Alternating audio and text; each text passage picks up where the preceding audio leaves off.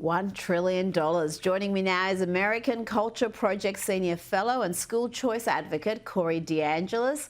Corey, it has been an extraordinary 100 days. The President has set a furious pace. It's been called a counter-revolution, and one of the early signs of this was the boost in recruitment numbers. Institutions that were struggling to find recruits, the military, the FBI, the police force, they're now flooded with applications.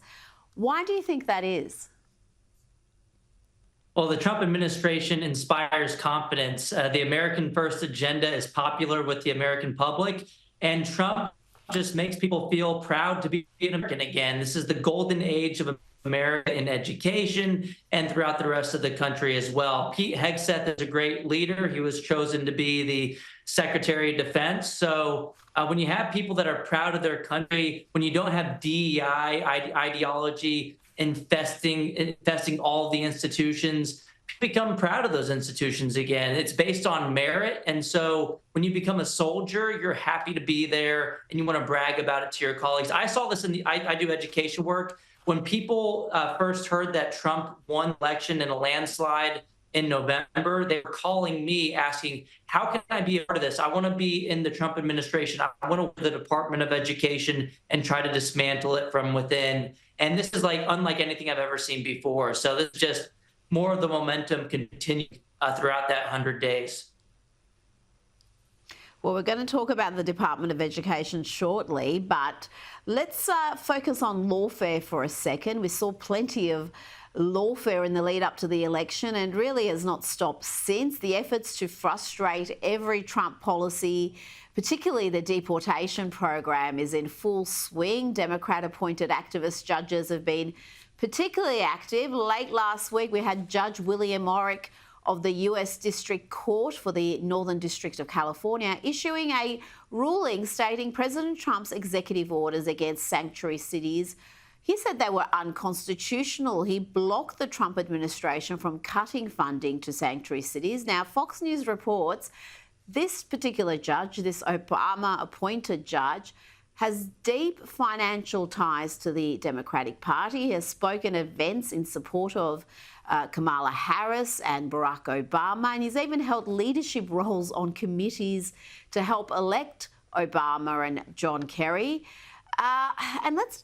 Before I get your response, let's have a look at how bad the situation is in California. Just how many accused criminal migrants are in sanctuary jurisdictions that have been released onto the streets. All these are sanctuary cities.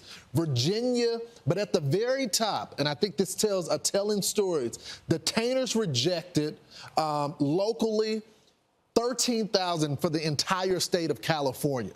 Corey, it seems mad, but Californians keep voting for this lawlessness. Yeah, and in some cases, it's even worse than that, where you have this judicial activism at its worst from Judge Orrick, giving over $100,000 to Democrat politicians like Obama, Hillary Clinton.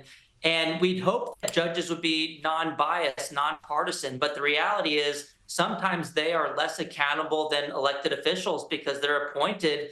And if they go against the will of the people, you can't kick them out of office. So it's a huge problem. We see this with school choice programs, too. We had an activist judge in West Virginia to stop a school choice program a couple of years ago. She was funded by the teachers' unions, previously endorsed by the teachers' unions.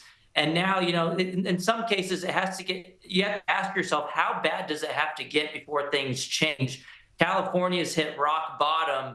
And at some point, the voters have to figure these things out and see that the GOP, Trump's party, is leading the way towards prosperity and freedom. And so hopefully the more of this judicial activism, the more that California keeps electing these politicians who are authoritarians who want to control your lives, at some point they're going to reverse course and maybe they'll start backpedaling, or at some point Republicans will start to win more seats. Now, let's look at the US Department of Education. Their Office for Civil Rights has launched an investigation into Chicago public schools for an academic achievement initiative called Black Student Success Plan. that discriminates on the basis of race. Well, it's kind of in the name, isn't it, Corey? Tell me what's the latest on this.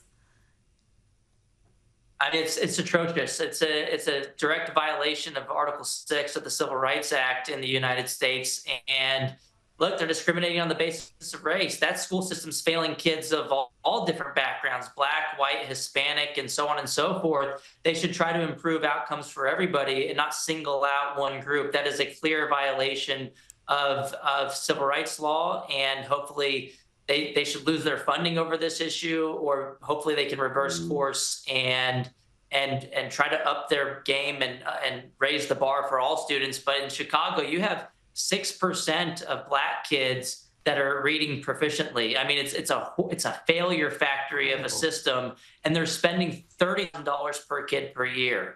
Things need to change. School choice would provide some competition for improvement.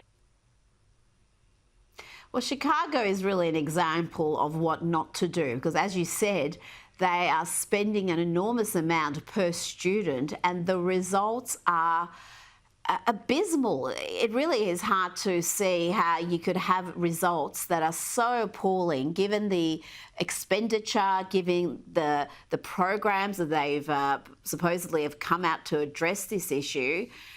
And yeah, if you want to do well academically, do the opposite of Chicago. Now, you wrote a piece in the National Review about the battle for school choice, particularly when it comes to rural families. You say they want educational freedom and they're voting for it at the ballot box. Tell me why this battle matters. Yeah, for a long time, the teachers unions knew they couldn't make left-leaning arguments, Democrat arguments in red states.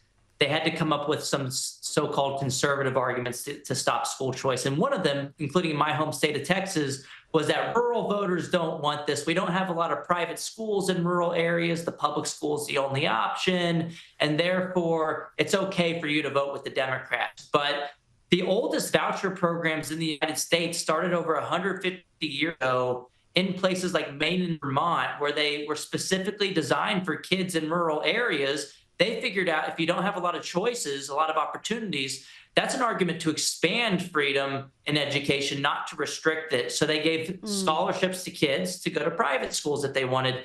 And the victories this year prove it too, that rural voters want school choice. They voted out the rhinos in office who voted against their party platform, who voted with the Democrats. They held them accountable at the ballot box.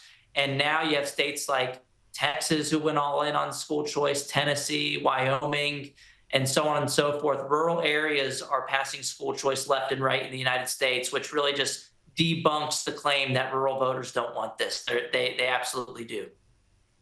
It's a huge issue, and I've seen that on the ground in the US. It's an issue that really gets people motivated, even people who weren't particularly politically active in the past will do this because it's in the interest of their children. It has an enormous impact on the children's future prospects. Corey DeAngelis, you've done great work in that area. Thanks for your time tonight.